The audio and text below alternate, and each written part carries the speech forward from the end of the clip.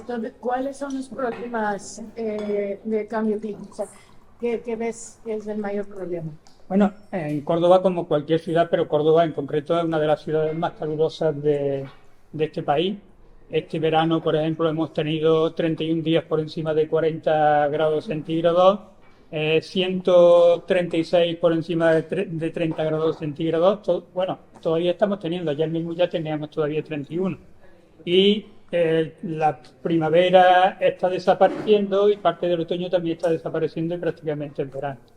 ¿Qué ocurre? Dentro de las ciudades se manifiesta también, dentro de los cascos tendría que ser menos, porque las calles son estrechas a diferencia de todo el resto de la ciudad. Las calles son estrechas y hay también espacios verdes dentro del casco de antiguos huertos de conventos y casas señoriales que quedan por aquí. Pero al ser calles estrechas también tienen un problema y es que tienen poco arbolado.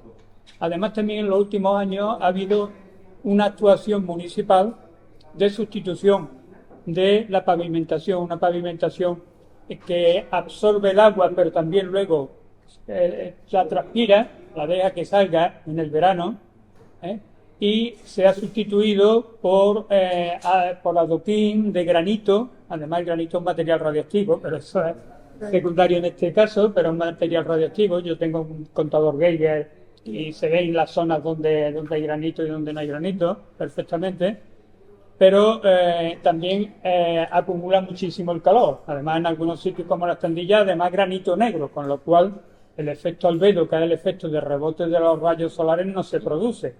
No se produce efecto albedo, por tanto se convierten en placas que están desprendiendo calor absolutamente durante todo el día. Hay en los cascos históricos una isla de calor diferente a las otras zonas donde hay mucho tráfico, pero también por estos cambios urbanísticos también importantes. Y nuestro proyecto es densificar al máximo todos los árboles que son posibles en las calles y en aquellos solares que están abandonados hacer microbosques urbanos. Y además también cambiar la pavimentación. Habría, como ha dicho anteriormente Fernando, también otra serie de alternativas como son pérgolas, ¿sí? Vegetación cubierta por las calles también, además de los toldos, ¿sí? Que antes decía Fernando. También arriates son pequeños en los bordes de la calle, pequeñas extensiones donde se pueden plantar bungavilla, otro tipo de plantas que están hacia arriba, llegando a no hacer, porque sería un poco más complicado, pantallas verdes o construcciones vegetales verticales, pero también toda una serie de propuestas que podían adaptar a Córdoba, en este caso las alquías. Además lo queremos hacer también como si se lleva a cabo, en los solares vacíos comprarlo y hacer microbosques urbanos, con alta densidad de población, siguiendo una técnica japonesa de plantar arboledas con alta densidad de árboles autóctonos de la zona. Y intentar que sea un proyecto piloto para hacerlo extensible a otras ciudades mediterráneas, a cascos históricos de ciudades mediterráneas. ¿Sí? ¿Cómo,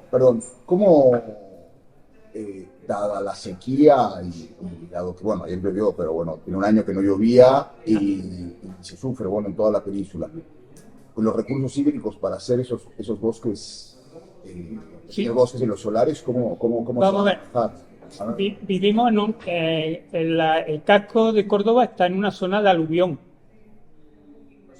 del río. Sí. Por tanto, las aguas subterráneas no están demasiado profundas. Aunque tengamos sequía, vivimos en una zona. No sé si habéis pasado, por ejemplo,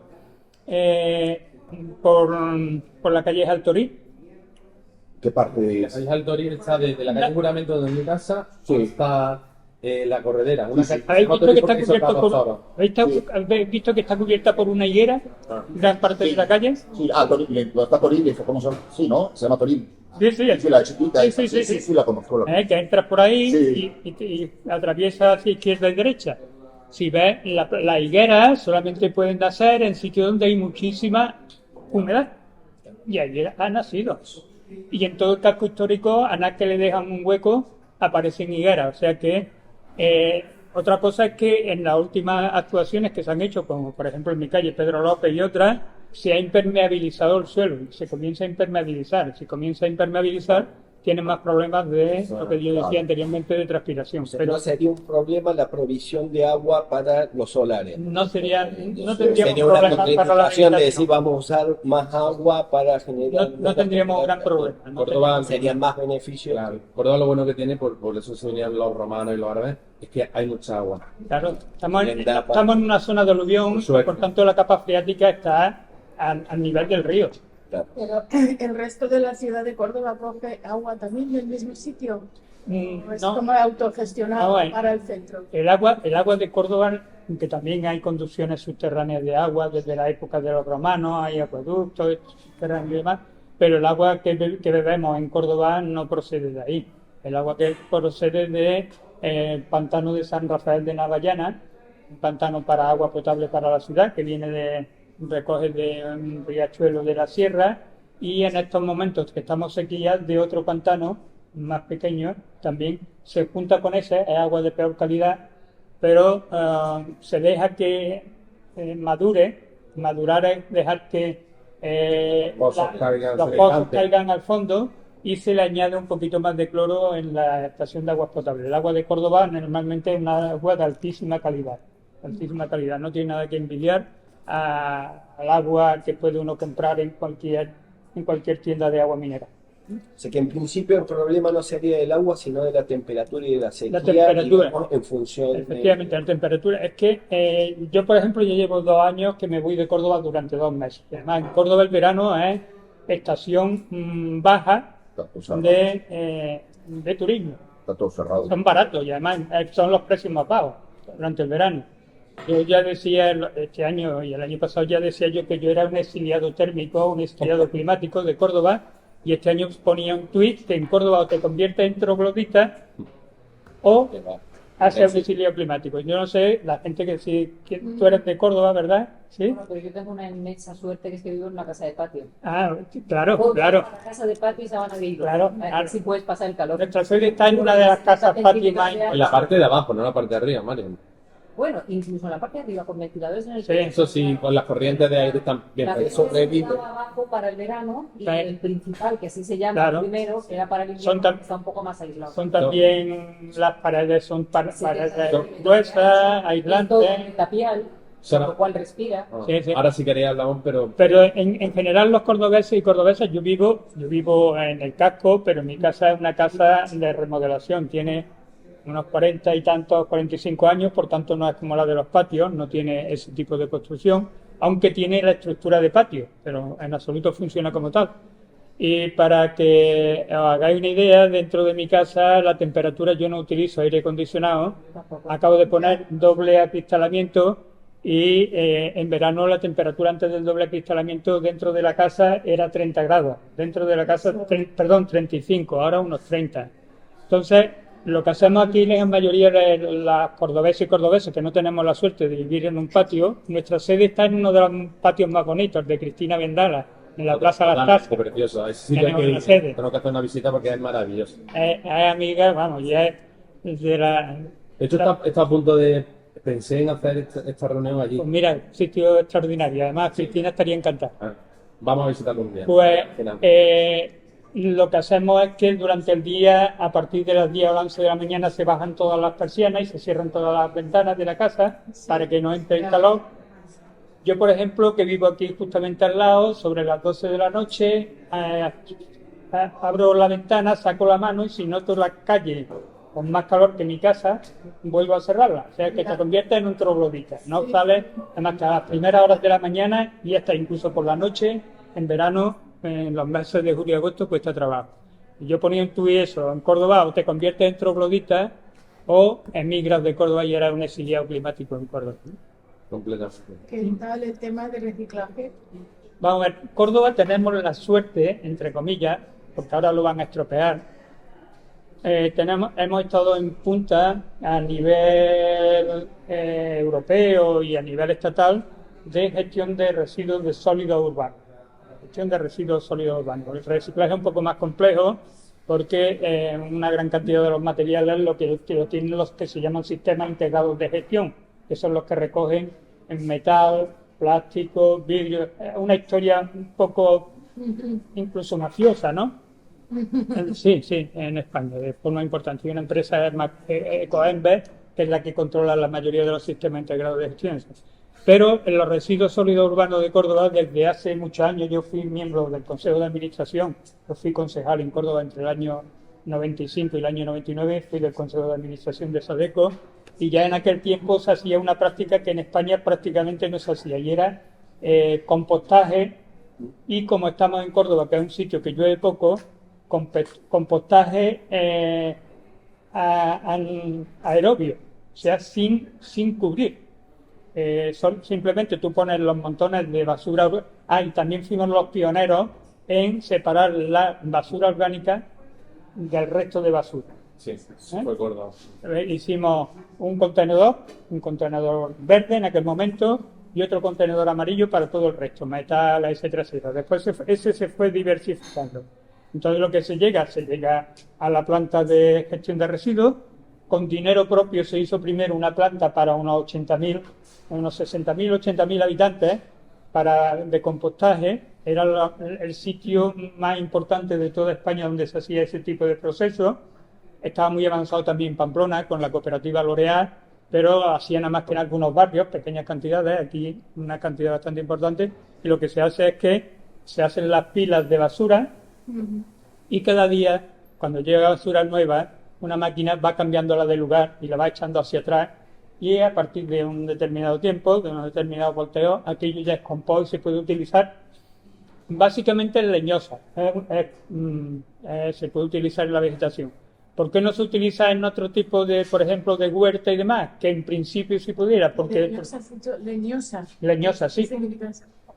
Árboles. Árboles, leñosos árboles y herbáceos, cultivos como Efectivamente. cebada, Leñosa arroz. sería, en el caso de aquí de Andalucía, pues serían, por ejemplo, cítricos, la vid, y el olivo. Y además hemos hecho experiencia en la propia empresa de residuos para aplicarlo. ¿Por qué no a las herbáceas o a productos hortofrutícolas? Vamos, hortícolas, básicamente. Porque las basuras urbanas llevan metales pesados.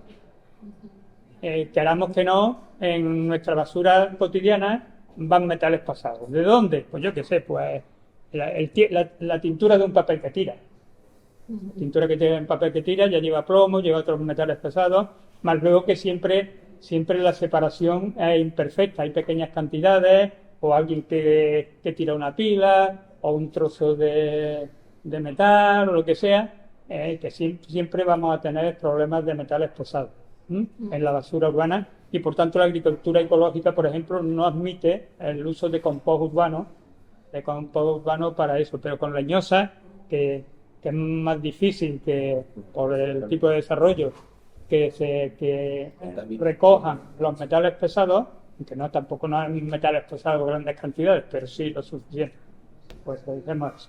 Hemos ido avanzados, lo que pasa es que ahora mismo hay un proyecto en el Ayuntamiento que sale con 5.0 y es tumbarse toda la historia de gestión de residuos de Córdoba y dárselo a una empresa privada que va a hacer otra serie de barbaridades. No os lo cuento para ir, que es larguísimo. Siempre que una de esas licitaciones se va toda la mierda. El Estado pierde poder. Sí, sí. Pero no eso, es que solamente además va a cambiar también toda la tecnología. Se va a incinerar, vamos, pirólisis, digestión aerobia, supuestamente transformar el metano de la digestión anaerobia, transformarlo en hidrógeno. Es una locura, con fondos públicos para una empresa privada. Claro. Sí, yo esto debería haberlo sabido antes, porque mi obra era ir a buscar elementos que en mi ciudad, y noté que tiene un excelente sistema de reciclado. Sí, sí. No encontré Pionero. prácticamente nada. Y fui a Sadeco, que me dijeron, con lo que nos cuesta sacar las cosas, las casi no te las podemos dar. Entonces era porque de buscar elementos obsoletos que en mi ciudad los encontramos hasta durante una semana hasta que pasa. Somos una de las ciudades que Sí, mayor porcentaje de realmente. reciclaje tiene de todo, absolutamente todo, de De plásticos, todo. vidrio y metales de todo el estado. Increíble. Yo soy de Córdoba, Argentina. Sí. Venga para acá y trato de disimularlo, pero no lo Pues sé. justo ayer en redes sociales vi un vídeo de un sitio en Copenhague muy potente de gestión de residuos, que lo han convertido en una especie de parque vertical. ¿Me conoces? No, No, no. es un Yo he proyecto. estado en los años finales de los 90, sí que he estado, por ejemplo, en Alemania, en Düsseldorf, viendo cómo se gestionaba todo tipo de residuos de construcción, residuos vegetales. Bueno, otra cosa también importante de Córdoba que se hace, me tocó en parte a mí frustrar una propuesta del Partido Popular que estaba gobernando cuando yo estaba en el ayuntamiento, porque querían gestionar aparte los lodos de depuradora, los residuos de lodos de depuradora y los residuos sólidos urbanos, y hacer una planta de compostaje de lodos. Yo saqué, porque también había una operación urbanística, porque era un tío de uno de los concejales, el dueño de aquellos terrenos, y aquello se frustró. Y frente a eso se dio paso a otra gestión aún más eficaz, y es que los residuos sólidos urbanos se mezclan con restos de poda y se mezclan con lodos de depuradora. Los restos de poda le dan volumen al compost, aportan volumen al compost, y los lodos de depuradora le dan nitrógeno. Haciendo diferentes mezclas de restos de poda con residuos sólidos urbanos y con lodos, puedes tener diferentes recetas de compost, con más nitrógeno, menos nitrógeno, más volumen, menos volumen, etcétera. Y desde aquello se hace todo conjuntamente, porque también intentaron hacer una incineradora de lodo. Y Córdoba tiene una incineradora de lodos urbanos, pero no llegó prácticamente a funcionar. Además, le salían ardiendo los lodos. Hubo también en el año 91 una movilización muy importante de mi grupo ecologista en aquel momento, que paramos una incineradora de residuos hospitalarios en el Hospital Reina Sofía, ilegal.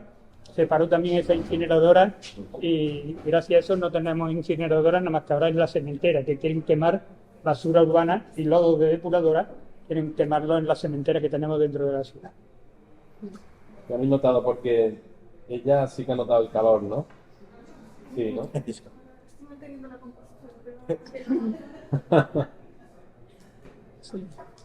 Habíamos quedado aquí, bueno, estamos con un experto, que es Pepe Lario, en energías renovables, climatización, sostenibilidad y tal. Y también yo abría el debate a que se nos ocurrieran desde cada una de sus disciplinas alguna idea creativa que pudiera tener sentido o que se pudiera aplicar a Córdoba. Entonces, pues bueno, desde nuestra experiencia y de nuestros campos, pues ponernos atrás con un experto así en este ratito que tenemos para ver qué se nos ocurre, por ejemplo. Andar sombreros, ¿no? Con agua, ¿no? Cerveza, dice, alguna de esas. ¿Tú cómo no ves? Porque México DF Tiene sombreros está para mucho. el agua. Son grandes. Allá hace mucha calor, pero lo bueno es que una vez a la semana con una tormenta mortal Claro, y ya cambia Y todo. baja. Todos los veranos, además en México llueve en verano. O sea, la temporada de lluvias Con casi, es ¿no? en verano, entonces bueno, allí más o menos. No, me interesaba la parte de la energía renovable, porque justo en México estamos teniendo un problema con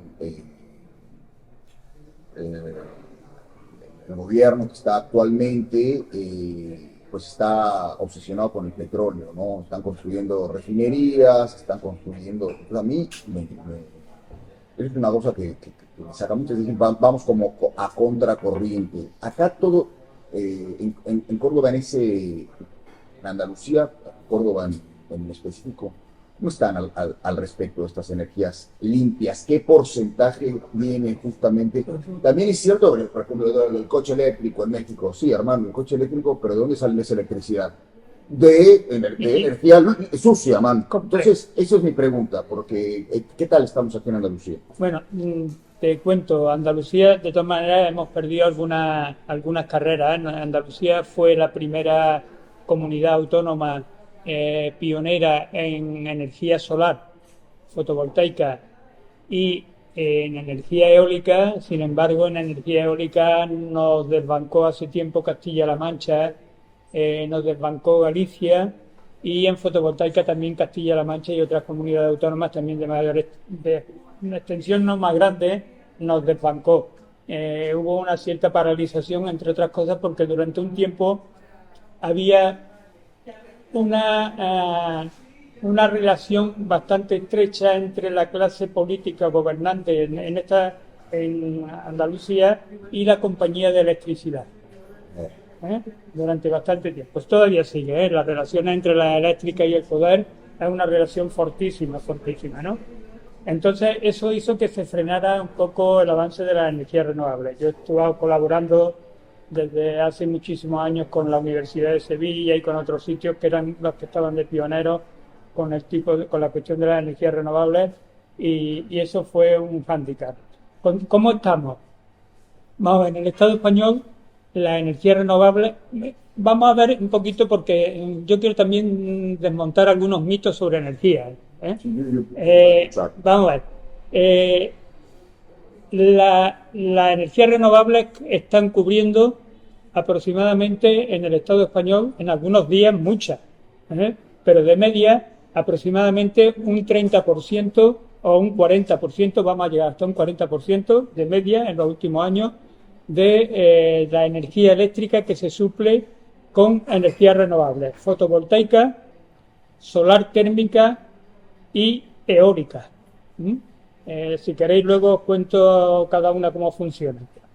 ¿Qué ocurre? Que claro, la energía eléctrica es solamente el 20% de la energía primaria que se consume. Luego sería el 40% del 20%. Con lo cual la cantidad última es un 8% de la energía que se consume en el Estado español. A nivel mundial también. A nivel mundial es un 4 o un 5% de la energía primaria que se consume a nivel mundial. O sea que estamos bien, relativamente bien, pero es que hay un problema. Y hay un problema es que tenemos varios problemas. Yo a medida que me he ido avanzando, pues te encuentras cada vez más cuellos de botella. Uno, tenemos que electrificar gran parte de la industria, transporte, etcétera, porque las energías renovables nos aportan básicamente energía eléctrica. Luego tenemos que electrificar. No todos los sectores se pueden electrificar. La producción de cemento no se puede electrificar. Altos hornos no se puede electrificar. El transporte muy, muy complicado porque necesitas baterías y es muy caro. Y tienes que hacer toda una red también, generalmente asumida públicamente, de electrolineras. Más luego las electrolineras tardan mucho en cargar las baterías. ¿Cómo tienen que ser estas electrolineras? Ahora mismo yo os digo que el coche eléctrico es para los ecotecnopijos. Ecotecnopijos. Y además el gobierno y todo el mundo está aportando grandes cantidades de dinero, con lo cual hay una transferencia de dinero de las capas populares hacia capas ilustradas, que están bien pensantes, interesadas, pero que son un problema. Más luego la chica que era de Chile, ¿no? El problema del litio es un problema muy serio. Y el problema de las tierras raras, que son también necesarias tanto para la cuestión de informática, para las TIC, como para las energías renovables, es un problema muy serio. El 90% de las tierras raras que se consumen en Europa las comercializa China. China es la gran productora, pero además es también la gran procesadora, es gran productora, pero también mayor procesadora de tierras raras en el mundo. Entonces, desde 2010, la Unión Europea se ha lanzado a buscar yacimientos propios de tierras raras dentro de su propio territorio. El problema es que las tierras raras también es una minería muy agresiva, muy contaminante, muy problemática. Con lo cual, la salida, yo siempre digo que las salidas no son las energías renovables, la salida es menos energía. Pero menos, efectivamente. El problema es que, entre comillas, eso significa una sociedad, entre comillas, más pobre, que tampoco tiene por qué ser. O más inteligente. Efectivamente. Que será algo malo. Efectivamente, ¿por qué en el primer mundo, y como veo que muchos de donde no soy de este primer mundo. El problema, ¿por qué en el primer mundo? ¿Por qué un habitante de Córdoba tiene que tener en su casa 50 camisas, 20 pantalones, 12 pares de zapatos? No es El necesario. sector alimenticio es lo Todo. peor, yo creo. Igual el casco antiguo podría prohibir todos estos paquetes de fruta en plástico y verduras en plástico, todo envuelto en Sí. plástico. Igual sería bonito poder prohibir esto. Electrodomésticos colectivos. ¿Por qué tengo que tener una lavadora todo el mundo? ¿Por qué no tenemos lavadoras colectivas? El transporte, ¿por qué no todo el transporte colectivo?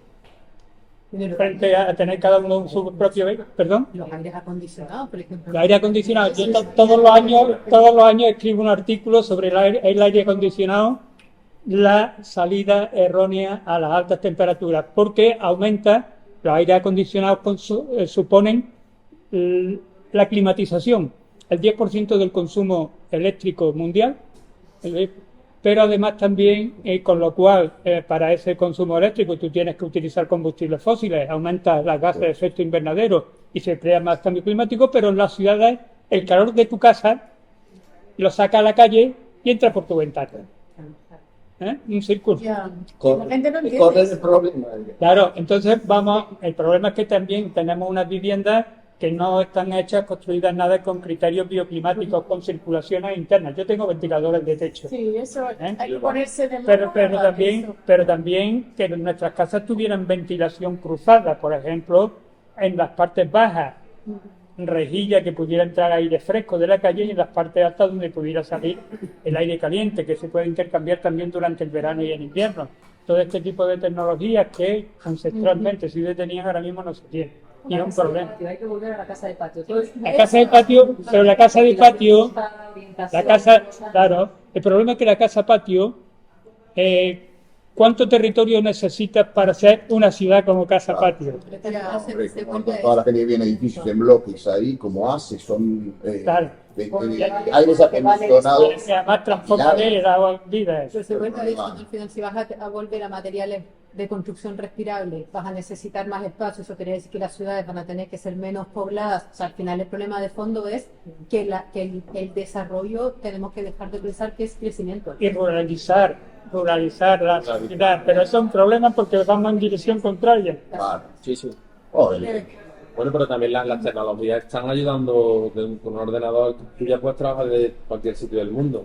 Ya. Un poco lo que dices, ¿no? De que copico friendly, porque claro, empaques, modos de transporte sustentables en supermercados existen, pero lo que pasa es que son carísimos y solamente alguna parte de la población muy chica, por lo menos en Latinoamérica, puede pagarlo, ¿no? Que te lleven tus, ¿no? Por granel, por tal, las boutiques, son imposibles de pagar para la mayoría de la población que tiene que comprar en Aldi o en el supermercado, y cómo vienen todas esas frutas y verduras empaquetadas en plástico. Entonces es como una paradoja, ¿no? Un bucle muy difícil de escapar, porque tampoco yo puedo decirle, vete a comprar al orgánico, que te lo van a dar en un bote, a una persona que vive en los multifamiliares estos donde... Durante un tiempo yo no vivía aquí, vivía en otro barrio, el extrarradio de la ciudad. Ahora ya no está en el extrarradio, el Parque Figueroa, era ya el límite con el campo, y había un supermercado y Pepa, yo me llamo Pepe y mi compañera se llama Pepa. Pepa, cuando iba al súper del barrio, decía, no me pongan la carne en blister de poliestireno expandido y demás, dámela en papel de estraza, como se ha hecho toda la vida, Sí, en vez de envase. Obvio. Pero bueno, nosotros también un año también hicimos una actuación concreta, y fue frente al Carrefour, en aquel momento Prica, de comprar, entrar a comprar, un colectivo, entrar a comprar, salir, quitar todos los embalses innecesarios y volver a llamar a los gerentes y decirle, esto es vuestro, no lo queremos llevar a nuestra casa, No. ni lo queremos para comprar para nuestras necesidades. Pero vamos, son Ya, acciones. son acciones De también. todas maneras, claro que... Esas son las alternativas. El problema es que para eso tienes que cambiar el sistema económico. Pero ¿por qué social. estamos para eso? Efectivamente. Esta conversación habla y la conclusión termina siendo esto de... Efectivamente.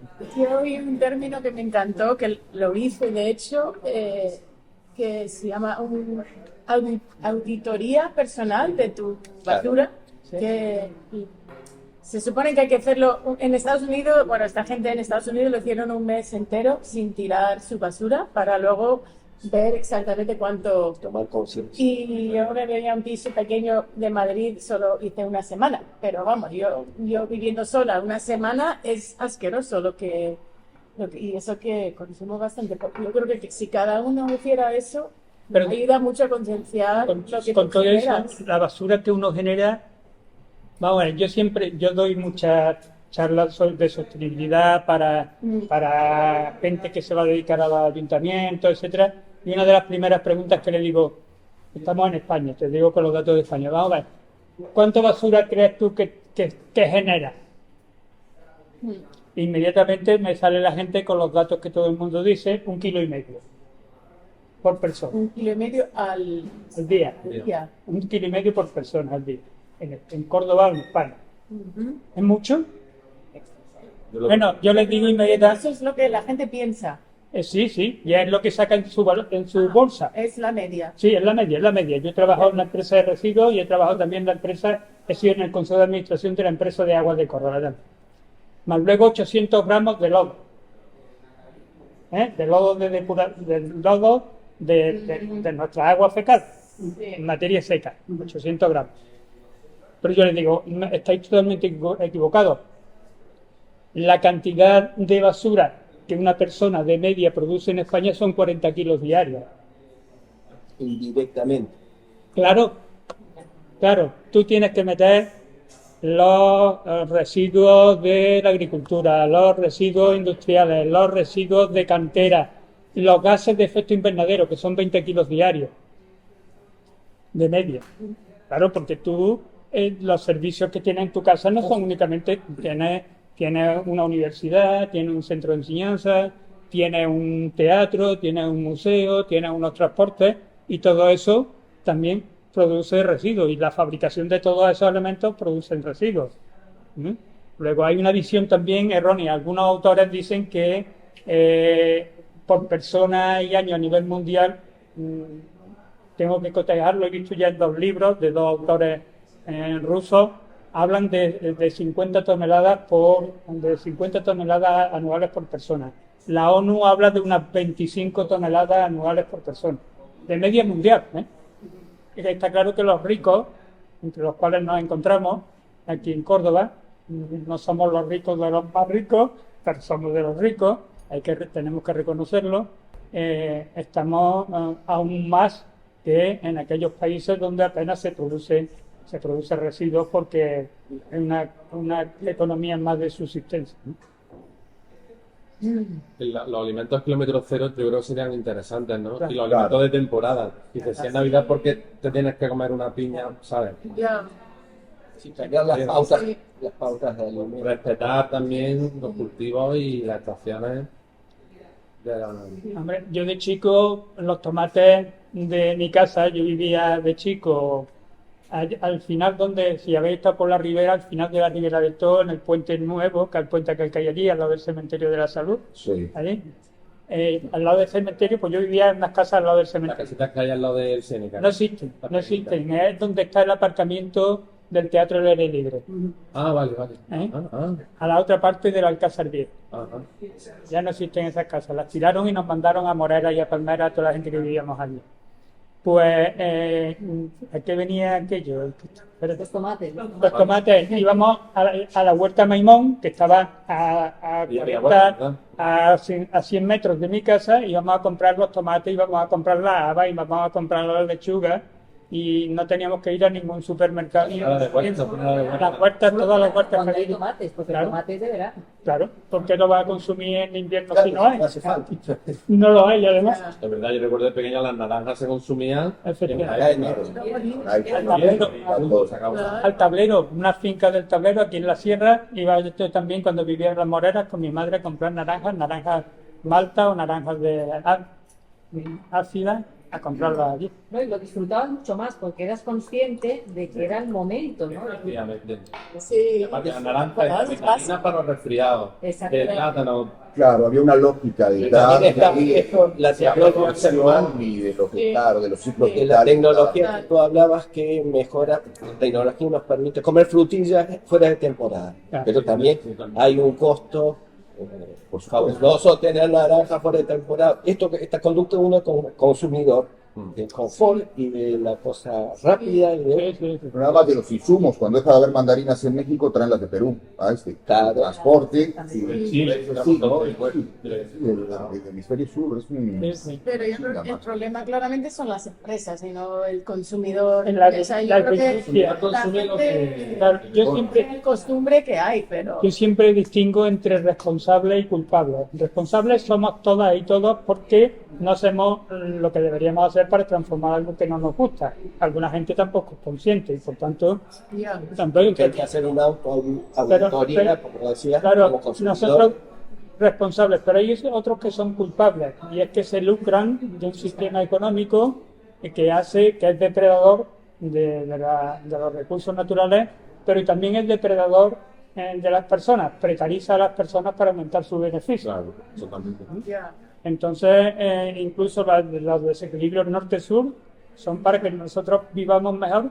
Aquí también hay más paz social gracias a que se reparten unas migajas, una mayor cantidad de las migajas del sistema.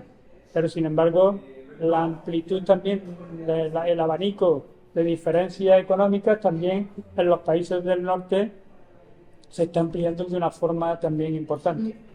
Pero somos colaboradores necesarios. Yo digo que aquí en el norte somos víctimas y verdugos. Pero también tiene las consecuencias a vista, esto de la inmigración que viene en barco, nada, como que también consecuencia de eso, ¿no? Claro, tú no le das condiciones de vida o creas grupos guerrilleros para proteger tus explotaciones de petróleo o tus explotaciones de uranio, como está ocurriendo ahora en los procesos que ha habido de los golpes de Estado recientemente. Ahí sí hay la Francia en responsabilidad Mali ha sido un movimiento descolonizador frente a Francia, que saca de ahí el uranio para las subcentrales nucleares. Luego, positivo, vamos a ver cómo termina todo eso y en toda la zona, pero estamos Sí, extrayendo ya recursos responsabilidad naturales de estas grandes y hay concentraciones grupos de armados poder. oficiales de los ejércitos, pero también no oficiales y que se crean guerrillas y grupos armados para explotar a la población y extraer los recursos a las fuerzas en el Congo, en cualquier otro sitio de África, ¿no? Y al final es tan imposible luchar contra las grandes empresas que son todopoderosas, pero como consumidores al final es más pequeñito y más paso a paso, pero La si lucha no hay tiene demanda, las dos cosas... frentes. Dos lados. Tenemos que cambiar nosotros Efectivamente. y no tenemos que abandonar la lucha. Sí, sí, ya. Porque sí es más grande, pero no podemos. Hombre, yo creo que hay muchos consumidores que no quieren comprar verduras envueltos en plástico, pero no hay opción. O sea, y eso es donde de normativas, ¿no? Yo no sé por qué En tienen España que comienzan a hacerse impuestos al plástico, pero la derecha también está criticando fuertemente al gobierno porque está poniendo un impuesto al plástico. Dice que se están encareciendo los productos de venta al público porque aquellos que vienen con blister valen ahora más caros. ¿Viste? El plástico envuelto, Sí. el paquete de plástico. Es que no te, ¿por qué lo envuelven en plástico? ¿Cuál es la o sea, Supuestamente para preservar la calidad y para que no se estropeen, Eso supuestamente. yo haría como en Marruecos, que no existieran los frigoríficos. Si no existen los frigoríficos, Sí. los alimentos te los tienes que comer frescos. En eso, Y punto. Es verdad, ¿eh? Sí. Porque En el pues, día- claro, Ya. egoístas peor, pagan más. no, es esta idea de Pero la reserva, Marruecos ¿no? todo De fresco, guardar y no hay acumular, espera. ¿no? Finalmente todo nos lleva a eso, a la acumulación, ¿no? ¿Para qué Hay tienes que estar esto? Para dispuesto guardarlo a- más tiempo, para tener tus reservas, para, digamos, una especie de medio social, a preservarte. Ah. Es ceder confort. ¿no? Claro. Básicamente, estamos dispuestos a ceder confort. Sí. Está claro, por lo menos en esta mesa yo creo que por filosofía y por punto de vista vamos todos en el mismo carro. Ahora, ¿qué podemos Votamos aportar todos, nosotros? votamos todos al Nosotros ya lo estamos sabiendo, ¿vale? Ya, ya. Ahora, ¿qué podemos aportar nosotros? Por ejemplo, vamos a empezar por ahí, a ver qué se nos ocurre, ¿vale? No tenemos ninguna responsabilidad, pero que no se nos ocurra alguna idea increíble. A ver, Gabriela. ¿Yo? Sorry. Eh, You wanna be the first. No, pero bueno, una cosa que empezó a hacer unos amigos en Madrid que nunca le había pensado y resulta que Fernando también lo hace, me he enterado, es cuando quieres Ducharte. ducharte Ya. y estás esperando que haya agua caliente, pues no perder ese agua en un cubo y con ese Yo lo hago agua todos los días. para regar las Nunca. plantas, ¿no? O para- Porque por un lado es O para la cisterna. Para la para cisterna las igual. cisternas, o sea que por un lado hay eso, que ahora que me parece súper práctico, que todo el mundo podría empezar a hacer.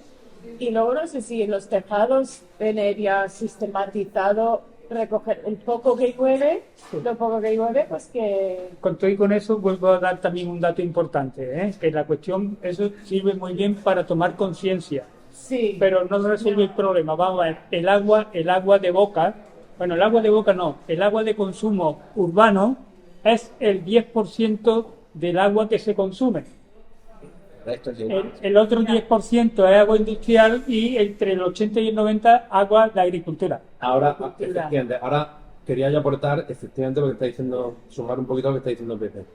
Creo, bueno, yo tengo un amigo que está en el Comité Internacional de las Aguas y yo siempre intento para el uso doméstico de mientras me ducho y sale agua fría, guardarlo para darle a los gatos, para las plantas y tal.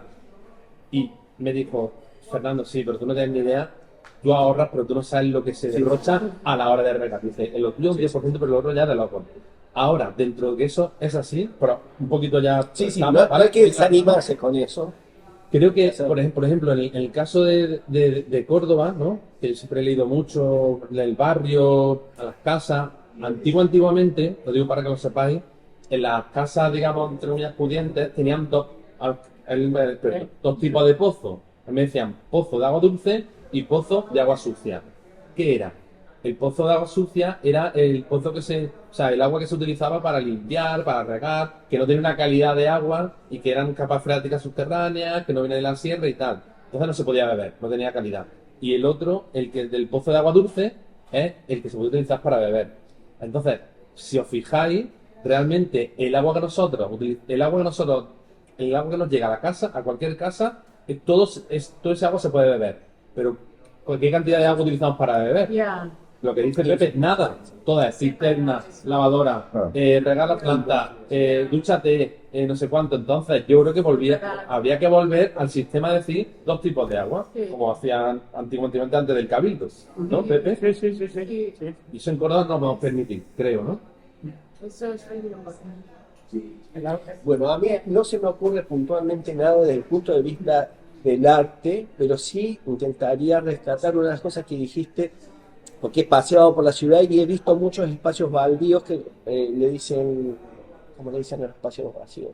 Sí, arriba. Baldíos, cuando son las Vacíos. empezaría a pensar, ahora como tirando ideas, no solo como una gestión municipal, sino desde el punto de vista del arte, que creo que también estaba tirado. Vuelvo a insistir, no se me ocurre nada, pero me parece como un buen punto de inicio. Es decir, ¿qué podemos hacer en estos espacios? No solo desde el punto de vista científico, biológico, es decir, ponemos plantas, sino ¿qué podemos aportar? Que En eso está a lo mejor no es algo mecánicamente efectivo, pero que sí genere conciencia. Me parece que Creo que hay una parte de lo que dice que generar conciencia también significa involucrar. Entonces, si viene el gobierno, llevado por una iniciativa, ¿no? Pública, pero bueno, de un grupo, a poner estos bosques, ¿quién se va a encargar de eso? El Estado, tal. Está bueno involucrar a la gente del barrio, es decir, en estos jardines comunales donde se puede plantar, donde se puede, además, que funcione como una suerte de ágora, ¿no? Donde además se tengan, ¿no? Charlas, talleres. Me parece eso súper interesante, no nada más de una cuestión climática, sino que se abra a todo tipo de artes, es decir, generar comunidades en esos solares, de pequeñas placitas, donde la gente se encargue de ellos, ¿no? Ahí generas conciencia y al mismo tiempo creo que te ahorras.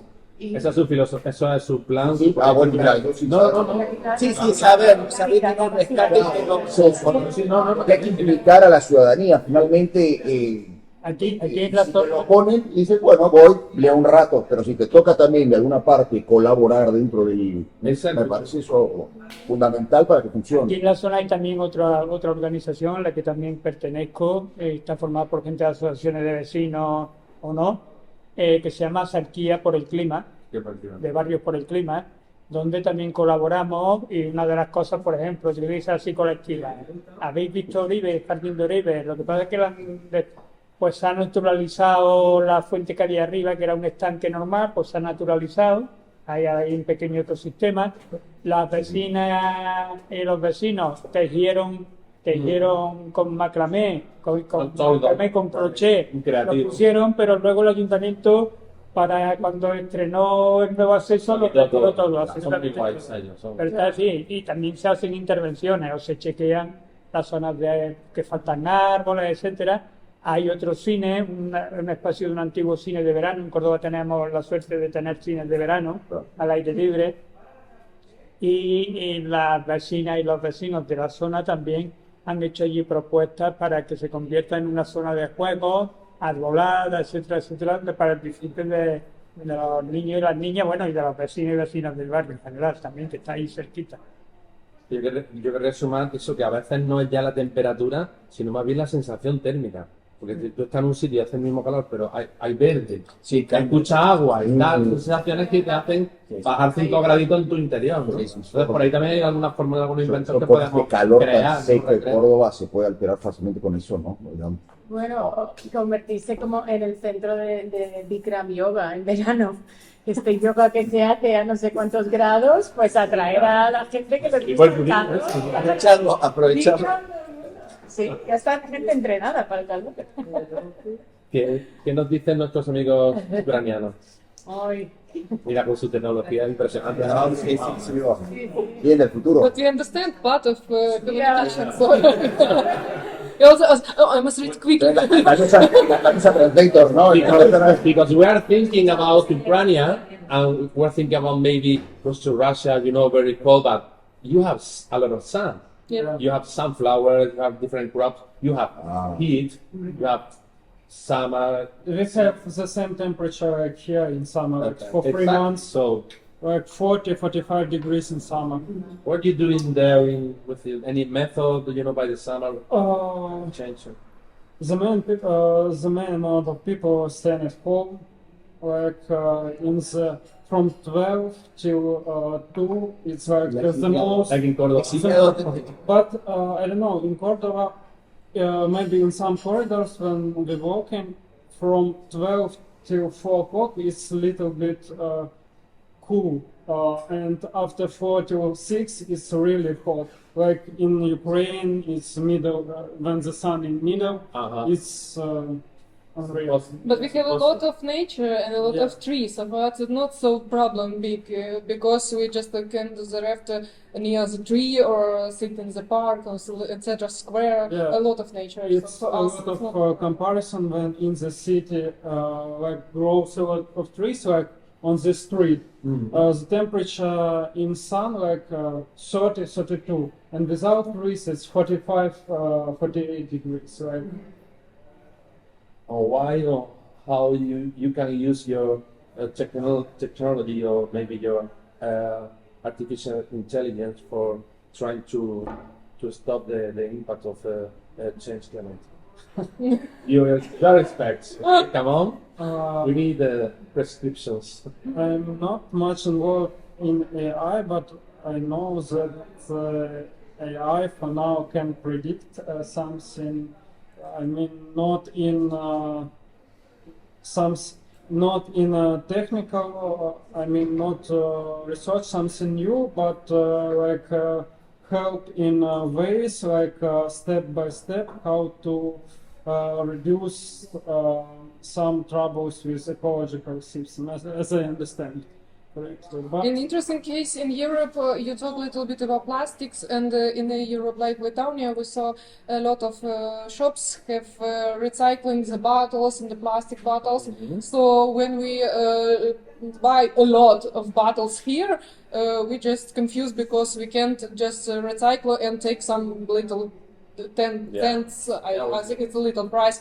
So it's important thing because a lot of bottles we buy water, some drink, beer, wine, and it's not a problem like just about the restaurants and coffee. It's just civil citizens, so we just thinking it's important part. But in Ukraine we can do this because we have a lot of problem of corruption. And yeah. So we can just impact this in our life. So because a lot of politicians want to take the money for this, and it's not like important things by the climate change. It's more about we can put it and take a lot of money for this case. Yeah. So but in Lithuania it's like normal life. You just buy some bottles and you recycle the time. Yeah. It's not a problem because we have a lot of trash here. So it's more than you say. It's 40 kilograms for a person. We think by this month we have far for like 40 kilograms. Yeah. I think you're right. It's a big problem. Yeah. Come on. I'm a doctor, so I don't know. It doesn't have a lot to do with it. Consciousness, sorry. Yeah, but this can be a bit. I'm trying to keep it short. I think from a medical point of view, that medicine has lost a lot the social role it should have, and it has become very, very merchandised and a bit under big pharma's lines of action. So I think right now the people who are in power have a lot of interest in having chronic diseases. Depressed people, hypertensive people, diabetic people, obese people who are in a chronic state of first inflammation and then illness, but second, the effects that our way of living and eating and being sick has on our brain makes us consumers. I think there's a big problem overall of addiction to dopamine, which is a neurotransmitter responsible for the sensation of gratification, especially immediate gratification, short-time gratification. So we have it once and we search for it again and again and again. And I think it has a lot to do, our way of living has a lot to do with that. And it's a fact that the way we eat, especially, and the stuff we consume have to do with our brain being like really, really hacked in this circle. And I think it's very difficult to change the way we live if we don't change our bodies. It's very difficult to stop consuming and to stop needing to have these small moments of gratification if we don't behave in a healthier way. So I think medicine should have a lot more to do in getting to know more how to be healthy. It's a bit weird, but in med school they teach us everything about disease, but they don't teach us anything about health. I had to learn how to eat, how to sleep, and how to behave to treat well my body well after I finished my med school, because I was trained to treat sick people. And I started understanding all of this balance between understanding my body and understanding how it connects to the nature years after I finished med school. And I think one of the things that we need to heal society is doctors have a big role in that, is to start teaching people how to prevent disease and how to have a healthier life that will ultimately lead us to consume less. Ay, está bonito. A mí me encanta caminar y hago mucho trekking, y yo lo que haría sería quitar todas las piscinas que todo el mundo tiene en su casa. O sea, ¿cómo puede ser que todo el mundo tenga piscina en su casa? ¿Sabes lo que digo? ¿Cuántos hectómetros cúbicos o como sea que se mida eso tienen una piscina? Todas las casas van por cualquier pueblo, urbanización, tal, o sea, estamos desperdiciando agua en cosas que son absolutamente prescindibles. Antes la gente íbamos a bañarnos al río. Bueno, los campos de golf, en fin. O sea, miles y miles, ¿sabes? No sé, volver un poco a lo que decíamos antes. Y luego la idea esa que tenéis para toda esta zona de la sequía, yo como habitante que soy, de poner plantas. Sí. Yo en casa, por ejemplo, lo que tengo, todo mi patio estaba cubierto de bugambilia, de hiedra, esto aísla. el muro, que ya de por sí es bueno porque es un muro de tapial, pero además le aísla de que le dé el sol directamente y te está dando también frescor a la vista, un poco lo que decías tú en ese ámbito. Yo, más plantas que además, es verdad que la capa freática de Córdoba es rica en agua, está muy cerca del suelo, plantas que no necesiten un extra de agua, pero que puedan como mantenerse casi con el agua que absorbe. Esto en Turquía, por ejemplo, tú vas por las ciudades y son así los pueblos, todos cubiertos de parras, de un lado a otro de la calle, ¿no? Como rodearnos un poco de vegetación autóctona que no necesite mucho agua, pero que nos dé un beneficio para ellos. Yo quería con lo de las plantas un par de ideas, porque normalmente cuando se habla de los árboles y demás estamos pensando en el sombrero. Sí. El sombrero es el menor de los efectos, uno de los efectos que tienen las plantas. Los trabajos que hay en Córdoba, trabajos científicos, medidos y tal, un árbol de gran porte en Córdoba, en un sitio donde, no un jardín, en un sitio que tenga acceso al agua, equivale a 8 aparatos de aire acondicionado convencionales en la calle, por el fenómeno de evapotranspiración. Las plantas para crecer necesitan coger agua del suelo, llevarla a la hoja y evaporarla. Para poder evaporarla necesitan energía. ¿De dónde capturan esa energía? Del aire. Además también se crean corrientes convectivas de aire entre la copa y la parte de abajo, con lo cual también refresca. O sea que no es solamente ese efecto. Y además tiene un efecto de terapia. Yo, por ejemplo, mi terapia es irme a los sotos del Algolafia y pasearme por allí. Las zonas verdes, donde hay más zonas verdes, está demostrado que tiene también un efecto importante sobre la salud mental. Sí, hombre. La salud mental. Claro, es obvio. Sí. Rodrigo antes ha aportado también. Bueno, digamos, desde la literatura es complicado, simplemente pensar que siempre los géneros literarios, ¿no? Además de ofrecer información, siempre han suscitado el nacimiento de la empatía, ¿no? De vivir otras vidas, digamos, como sucede lo mismo en el cine, ¿no? Digamos, entender otras realidades mientras ves una especie de ves otras vidas, te internas en otras vidas y ves cómo podría ser la tuya, haces inmediatamente un ejercicio de espejeo. Y muchas veces teniendo este tipo de charlas entre gente que está entendida, o que bueno, nosotros ya nos convencimos a nosotros mismos, ¿no? Votamos por lo mismo, más o menos, creo, ¿no? Acá no vamos a convencer a nadie, nos estamos informando quizá más. La manera de convencer, de informar también puede ser por ese otro tipo de maneras, ¿no? Acercar este tipo de literatura, no necesariamente ensayo, no necesariamente información, sino, digamos, historias, ¿no? Nosotros comunicamos y repetimos historias, ¿no? Nos contamos. Hay no solamente como tradición oral, pero también el uso de literatura, de historias que nos atraviesen, ¿no? Una manera no paralela, sino perpendicular, que nos tocan y ahí sentimos. Entonces creo que siempre no olvidar la literatura que tiene que ver con esto, ¿no? No olvidar la literatura que de alguna manera nos puede enseñar y que sea parte también de este tipo de empresas y asociaciones, ¿no? Dar charlas evidentemente ayuda, pero hay siempre maneras laterales, ¿no? De involucrar a la gente, emocionándola y haciéndola sentir más que informándola nada más, ¿no? Un poquito de acá, no nada más de acá, sino un poquito, ¿no? Y bueno, eso es. No hay ninguna solución.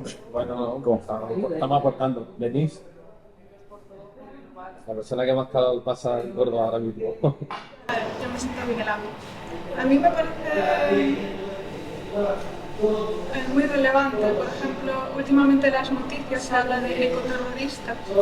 Cuando alguien hace una acción o algo para una gran empresa, para manifestarse. Y creo que lo importante sería crear grupos de trabajo, especialmente con gente joven, y criar ecoterroristas. Eso creo que es lo que tendríamos que hacer. ¿Ecoterroristas? Crear ecoterroristas. Hombre, la ecuación como principio de intentar parar lo que nos viene.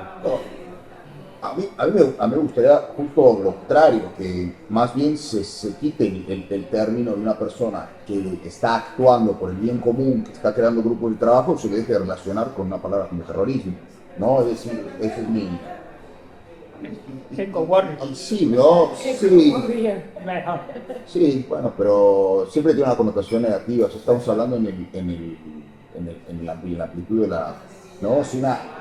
Si alguien lee que se realiza un acto de terrorismo en el diario, yo entiendo el trasfondo, ¿no? Pero las palabras importan, ¿no? Entonces creo que cuando se combate ese tipo de peyorativo, ¿no? De términos peyorativos, se propone alguno otro, al final permea más en la sociedad, ¿no? Es la sociedad civil, digamos, la que no está involucrada, la que no está tomando las armas. El fondo es mismo la forma de... Claro.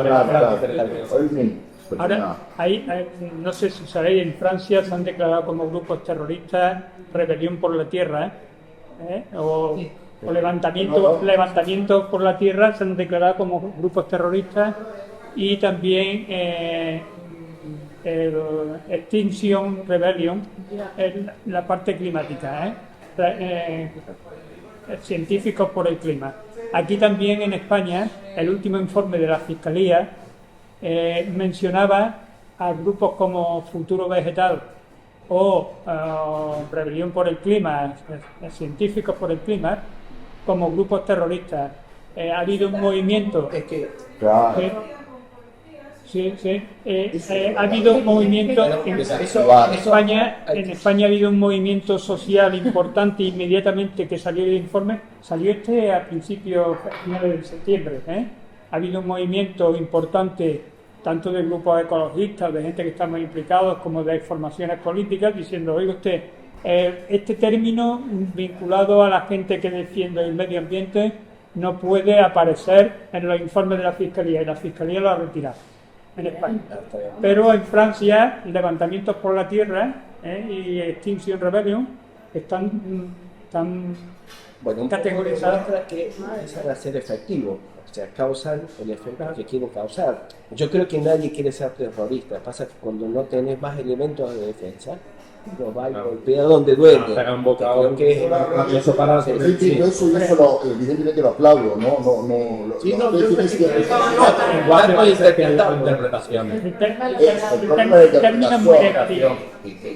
Que te ponga la misma etiqueta que unos tipos que de pronto hacen volar a 100 personas, a mí eso es lo que deberían combatir y intentar que estos grupos dejen de estar boletinados por el Estado. Y se van a aprovechar de eso para quitar ese sitio. Yo estuve 2 años en libertad bajo fianza y juzgado en el año 93 por levantar simbólicamente. Aquí tenemos el único cementerio de residuos radioactivos que hay en España, lo tenemos en el norte de la provincia de Córdoba, y tenía 2 juicios pendientes. Uno que me pedían 8 millones de pesetas y 2 años en libertad bajo fianza, simplemente por levantar simbólicamente una zanja de 30 centímetros de anchura por 20 centímetros de profundidad en la carretera por donde pasaban los camiones con la basura radioactiva. Entonces, es verdad, el término ecoterrorista es un término negativo, totalmente negativo. Lo mismo también que otro término que también comienza a utilizarse de ecofascismo como sociedad alternativa. A mí esos términos me parecen totalmente negativos. A lo mejor eco-warrior, guerreros por la naturaleza, o guerreros por el medio ambiente, o guerreras por el medio ambiente. Pero la cosa semántica también mucho. El lenguaje es fundamental. Pero tú dices las acciones, ¿no? Que se hagan las acciones, ¿no? Activistas ambientales. Activistas, efectivamente. Desde la luz hay que hacer doble trabajo. Desde la oscuridad es muy fácil hacer muy buen trabajo, pero desde la luz es mucho más difícil. O sea que hay que cuidar todo y mirar de reojo porque rápidamente se quita el medio. El lenguaje es fundamental, totalmente fundamental. Mira, yo recuerdo una manifestación en Córdoba, estábamos con la cuestión de los inmigrantes y al lado llevaba una chica anarquista que iban con el megáfono gritando los inmigrantes no somos terroristas. Y yo le decía, por favor, no utilicen ni siquiera la palabra, porque la gente que te está oyendo está haciendo la asociación inmediatamente. Di otra cosa, pero no unar los vocablos incluso para negarlo, porque la negación refuerza también refuerza de mí la propia idea. La falsa negativa. defensa es como contraproducente. Sí, hasta la palabra anarquista ya no se acepta, Ya no. ya está súper mal visto. Ah, vale. Cuando estaba investigando del tema hace poco, la verdad. Anacoretista. Sí, A ver, mi público que dice que allí vosotros también Currar bastante manejáis por sostenible. nombres, ¿no? Que también nosotros tendríamos que aprender un poco de cuentas. A ver, yo pienso que todo empieza desde la información y de que la gente sea consciente de qué hacer, ¿no? Porque ahora mismo, bueno, escuchando al señor, esto mismo de las culturas y tal, yo mismo no tenía la menor idea de eso y pensaba que todo eso estaba bien, ¿entiendes? Entonces, ya viendo la lógica de qué significa eso para el ecosistema, ya veo que hay que hacer como campañas, ¿no? Campañas para que la gente entienda y concientice de cómo debe actuar. Por ejemplo, en Cuba, tal vez haya más calor de lo que va a haber por la cuestión de, por ejemplo, hay muchos basureros en la calle. Los parques están desatendidos, o sea, la fauna no puede fluir, no fluye, ¿no? Y entonces pienso que esto también es algo que juega en contra del calor. Bueno, aquí yo veo que ustedes tienen tremendo calor y yo estoy súper bien con eso, porque en Cuba es un calor infernal y húmedo. Y húmedo a la vez que es insoportable. Entonces pienso que a través de la música se puede hacer varias campañas y llegar a las personas. La música, que es algo, usar un lenguaje que todos asimilamos, ¿no? De alguna manera. Pienso que por esta vía, pues. Campaña de liderazgo también, ¿no? Son importantes para que la masa se sume a los líderes y que los líderes tengan la oportunidad de opinión que vaya a favor de lo que estamos Y pensando. educar en la escuela es fundamental. Sí, eso es lo que ha dicho, totalmente, es fundamental. Es fundamental. Sobre todo por el bien de ellos, ya. Allá no hay mucha cultura de botar las cosas en la... O sea, también de crear esto para, no sé, cada 100 metros un latón de basura, ¿entiendes? Porque a veces yo mismo por allá me he frustrado y he dicho, bueno, vamos a tener que guardarlo aquí hasta que... Pero mucha gente no tiene esa cultura, lo botan y ya. Muy bien. Bueno, pues yo creo que más o menos... ¿Alguien tiene hora? Por ahí. Perfecto. Hora de cortar, tío. Yo creo que es interesante el poner en común todas estas ideas. Cada uno ha intentado aportar lo que tiene. Estamos con un experto, hemos aprendido nosotros, también hemos hablado de cosas que a lo mejor pueden ser raras o graciosas o locas, pero algún sentido puede tener alguna. Y muchas gracias por venir ahora. Un aplauso a Pepe.